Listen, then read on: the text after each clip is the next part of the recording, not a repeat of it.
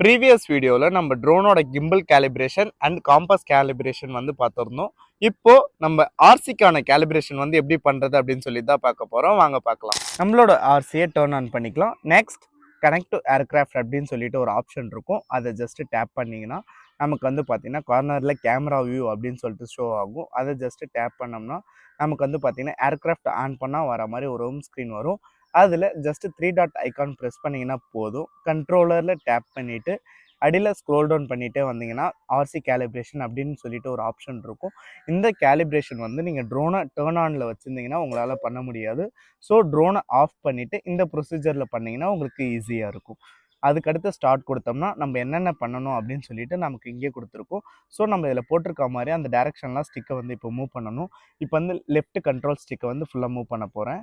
பார்த்தீங்கன்னா நமக்கு மட்டம் பண்ண இந்த 0ன்னு இருக்கிறதெல்லாம் நமக்கு 100ல் ஷோ ஆகும். ஸோ நம்மளோட ஸ்டிக்ஸ் வந்து ப்ராப்பராக ஒர்க் ஆகுது அப்படின்னு சொல்லிட்டு நம்ம இதை வச்சு தெரிஞ்சுக்கலாம்.